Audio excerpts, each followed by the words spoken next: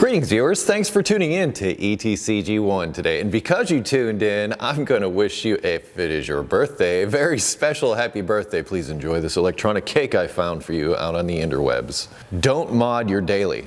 I'm sitting in front of my new to me 2008 Acura TL. Now initially when I bought this car, I had a daily driver, my 1993 Acura Vigor, which I sold yesterday, along with the 1992 Acura Vigor 5-speed that I also had. So both of those have gone away. They have now turned into the 2008 TL, which I plan to daily. In other words, the vehicle that I drive most of the time, the thing that I depend on to get me from point A to point B. Now before I thought about making this TL my daily, I said to myself, what kind of things could I do to a 2008 TL to make it cool, to hot rod it, to, do some stuff to it. And then I thought, you know what, I could really use another daily. So out the window went any plans that I had to throw a turbo on it, do suspension mods, all that other kind of stuff. I figured, why not just drive it around? I have other cars, such as the truck and the Fairmont, that I have modified, and I will modify something else in the future, but not the daily driver. And this is my argument, and I see where a lot of people are coming from. You only have one vehicle, but you have aspirations to do more. You want to build, you want to change, you want to modify. I get it. I totally get it. I mean, that's been my sickness now for actually most of my adult life. I'm just able to realize it now because I realize the impracticality of that. And I had a lot of financial hurdles to overcome before I could get to a place where I felt that I could actually afford to modify a vehicle, which means getting another vehicle.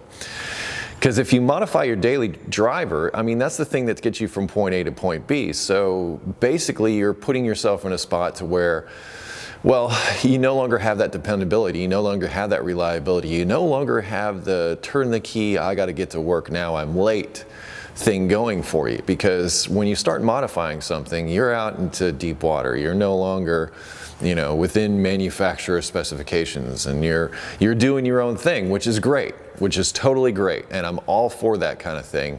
But you got to have a dependable daily driver. What else is going to get you to the auto parts store, at the last minute when you've got some part that you've got to have now on the vehicle you're trying to modify? Because believe me, that will happen. So to, do anything to the thing that you're driving every day, modification wise, other than, little cosmetic things, whatever, maybe you like those little eyelashes above your headlights. That's fine. That's not going to affect the way the thing starts and goes. But you start thinking, I really hate that this car is an automatic. I want to make it a manual transmission, and it's your daily driver. I say don't do that. That is a fool's errand. You're just going to go down some rabbit hole. And, if you want to do an auto to manual swap, fine. Do an auto to manual swap, but do it practically. Don't take the family vehicle and say, oh, well, I'm going to suddenly decide to take this from an automatic to a manual transmission because I think that would be cool.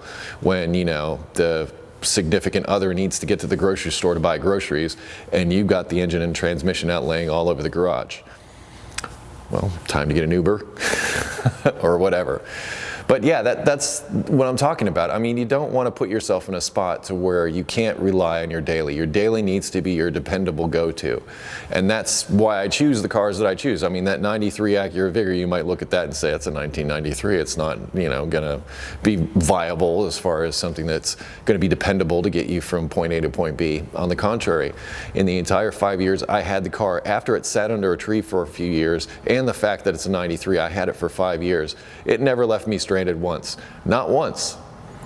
And that was because I kept up with the maintenance on it, kept it, running well. And I think a properly maintained vehicle, I'm not going to sit here and say type. I do Hondas and Acuras because I've worked on them for a living for a while. I know them.